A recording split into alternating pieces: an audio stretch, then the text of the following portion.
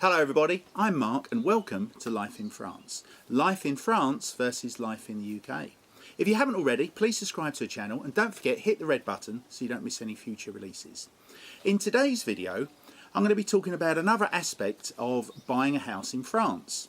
And also, this is going to help you if you're doing a property search in France, because what I'm going to ask you to do is not to focus on the price so much that the property's up for sale for. Because within this video, I'm going to give you some tips on how to knock the price down. Now, my background has always been in financial services. And when I was working in the UK, I used to give my first-time buyers the same advice. Because at the end of the day, people who are putting up their houses for sale are expecting people to knock them down a little bit.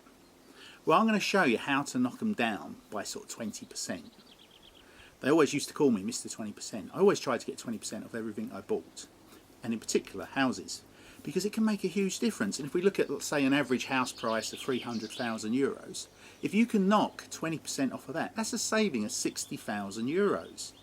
So please listen carefully, and I'll give you the advice that I used to give my guys back in the UK for those first-time buyers who are perhaps not so savvy on the house purchase process. But it works just as well in France. And I actually did use it when I came to buy the property that I'm in. Now, the advice I used to give my clients in the UK was, when you go around a house and viewing it, you normally find that the seller is going to walk around the house with you. Don't do it with every room, but when you are going around the house, get a few main points. It could be the size of the garden, or it could be the size of, say, the master bedroom or the living room. And what you do is you make out that you've seen a bigger garden or a bigger master bedroom with an ensuite at another house that you visited. And you do a comparison between those two houses in front of the current seller. For example, you could go into the garden and think, oh, a bit small, isn't it?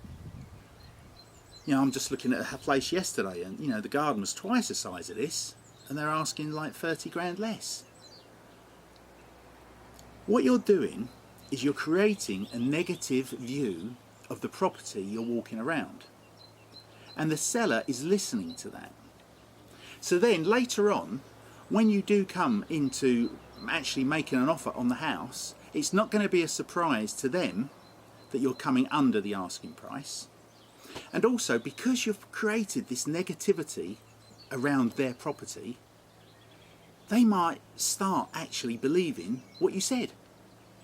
So when you offer them, say, 20% less, they may think, oh, actually, he's got a point. He's mentioned that he's seen this other house the other day, and that's got a master bedroom with ensuite that's twice the size, or a huge garden, or the kitchen's immaculate compared to mine.